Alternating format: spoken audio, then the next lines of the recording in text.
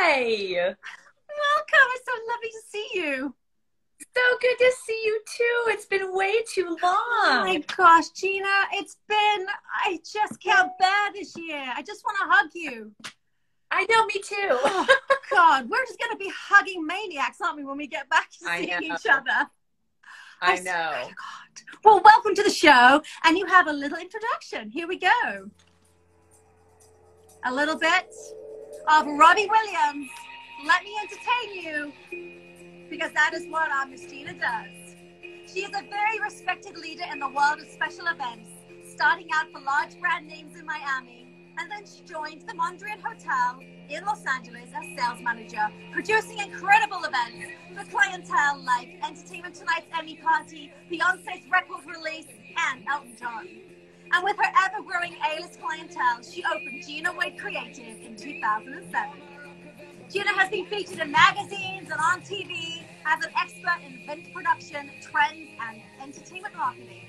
And with over 15 years of experience, continues to produce everything from intimate cocktail parties to huge award shows. So I'm very excited to introduce my wonderful guest today, the incredible Gina Wade. I feel like my head is swelling as I'm listening to this. That is your career. Well, part of your career. You have an incredible background. And congratulations on success of your business.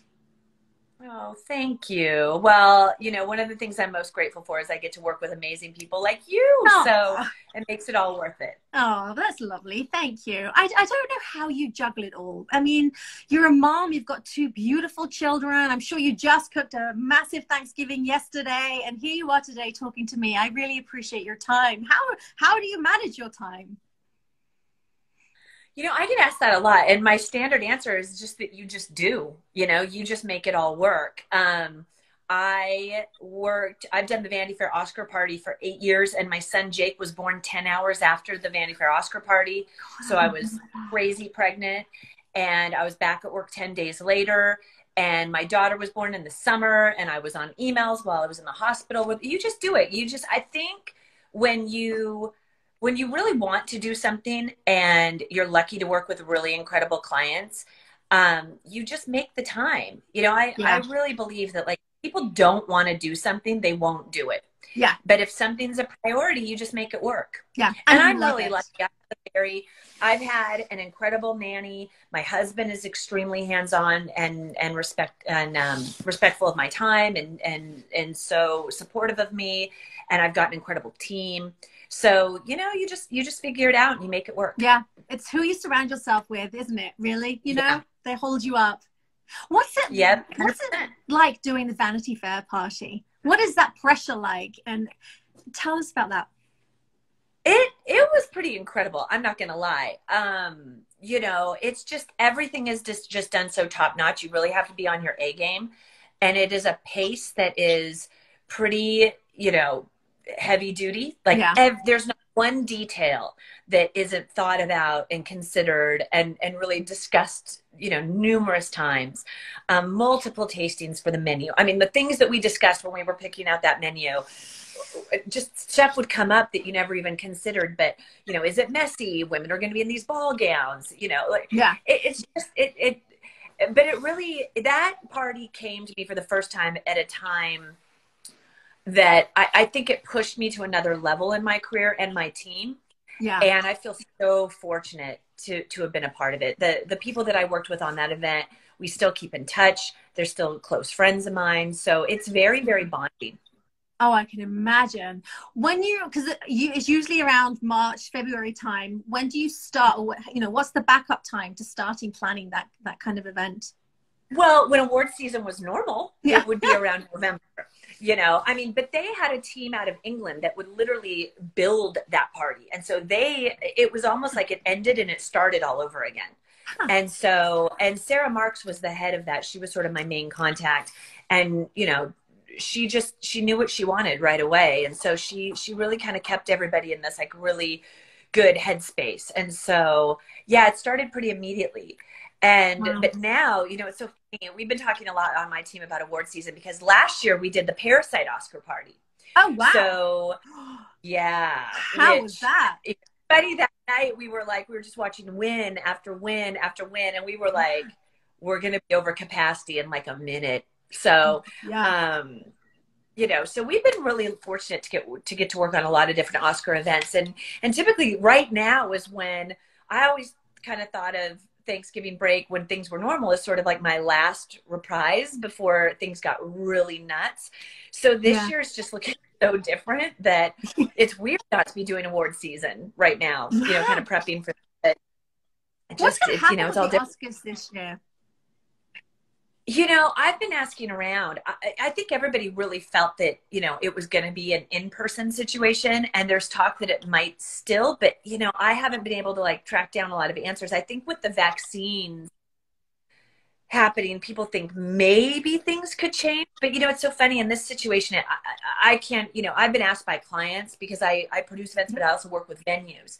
Yeah. And I've been talking to budget and finance people that have been like, can you project for the year? And I'm like, no. I have no idea. Just when we think something's happening, it like turns a hard left. It's just, this is the most unpredictable thing I think I've ever worked. I mean, as I'm sure all of you have ever dealt with. Yeah, it's so hard, isn't it, when you're canceling or postponing people's weddings and events to next year, and they're saying, well, are we going to be good in May? And I'm like, I don't know. I mean, I hope so, but we just don't know. Well, I'm sure you and I are very much in the same position as are probably some of the people tuning in, where I think as producers and event planners, you like to give people, I think why we enjoy part of this job is you like to give people solutions. And you like to, if there's a problem, I think a big part of our job is to give them options. And right now there's no options. It's like, I can't predict the future. And I don't know if the state of California is going to allow gatherings over 50. I mean, who knows? I know, right? And that is the frustrating thing where we can only say, well, I don't know. And that's very hard for us to say, I don't know. Yeah. Because I like to say. Agreed. You really don't know. Yeah. And I think the other part that's so hard is that, different states have different rules, which I think is hard. And even different counties in California. Like, I've had clients say, well, I was just on Instagram and, this group is having a party for 75 people. Why can't I have my wedding? And I have to explain, well, those people shouldn't be having a gathering for 75 people. Like, That's the hard thing for me. I've had to stop looking at my Instagram on weekends now because I see all the big parties going, and there are certain locations that are doing it and they're not supposed to be. And I just have to turn it off because it makes me angry, because I'm like, that could be a super spreader, and that's putting all of us back, I just saw on Instagram, it was a magazine in Orange County that did a big 100, there must have been 100 people there. And they tagged all the vendors that they worked with. And some of them I know, and I was so disappointed. It's like, I completely understand why people are falling on tough times and they see an opportunity to maybe make a little bit of money or this, that, and the other, help their employees. But I just don't think they're playing the long game, because I think it looks really irresponsible. And I just think band together and be a part of this solution. And I think throwing 75 to 100 person events without masks indoors is not being a part of the solution. I know. I saw probably the same one that you saw, and it was indoors, and I was like, God, how is this happening? People. And again, I don't think it's worth it, because if you look in the comments are horrible. And people are tagging the governor and the sheriff and all of this. And I just don't think it's so selfish, and they're just not considering other people's lives. You don't know if anybody at the event is going home to an elderly parent or an immunocompromised child, or I don't know. I think we all have to really think about people outside of ourselves and 3 steps ahead of where we are right now, and just do the right thing. I know it's hard. I know people are really struggling, but is that we're all struggling. All of us had our events, decimated this year, I just have to say hi. Pam Kinkella just signed on. She was my high school cheerleading coach. Oh my gosh, that's hello. Welcome. Hi, Mrs. K. I love that, Mrs. K. Our teachers and our mentors are everything to us, aren't they? Yep. Yes. Our teachers are the So unsung anyway, yeah, heroes.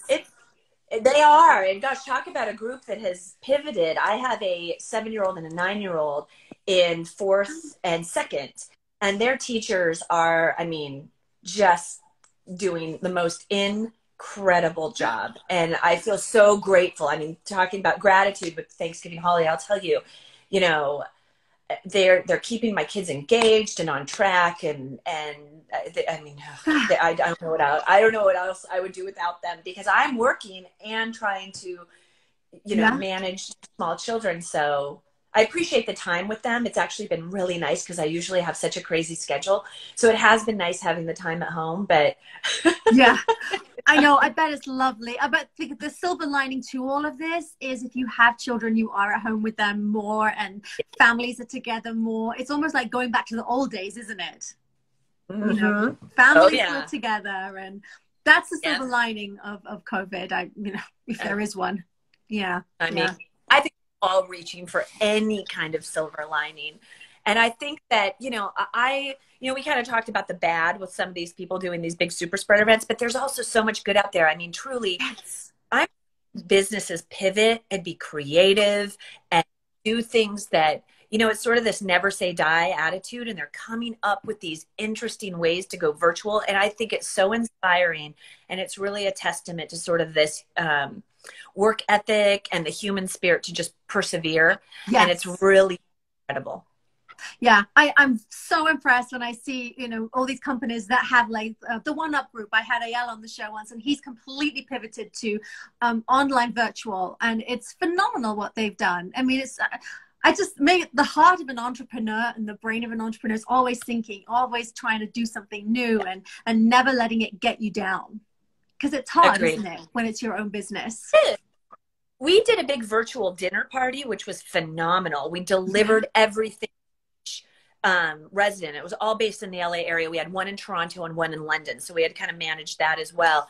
But we came up with this way to do this virtual engaging dinner party. We had a maitre d'. We did all these fun things. And it was so, it was really fun, but I'm not joking, Charlie. It was like twice as much work. Oh, yeah. Because you can't rent things. Like this, we had to be, because we were delivering all their houses, we had to buy everything.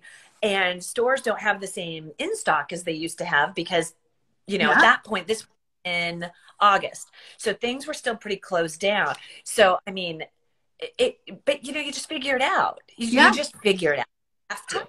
How lovely. So you had to buy did you go as far as the plates, the china, the glasses? Did you do all of that? It was a big company. It was a big corporate. What we did was, I will say this as a side note. One of my favorite things about it was being able to call these vendors. Oh, I can't hear you. Oh, can you hear me now? Oh, there we go. That's better. Yeah. Oh. Hello. Is that better? There we go. Whoopsies. Yes, perfect. It was so fun to call our clients, though, and be like, we've got this gig and we need 20 floral arrangements, or we need, you know, catering, and it's going to be delivered, and we need it to be, you know, it's stuff like that was my most fun part of it, was being able to call vendors and tell them I had a job for them. Yes. Isn't that the best feeling? It is. But we delivered everything to these homes. It was a big corporate event, and they were basically celebrating this really intense 2-year business, for lack of a better word, internship. But it was a high level situation, and they usually throw them a big party that we help out with. So we had to really figure out a way to get this to their homes.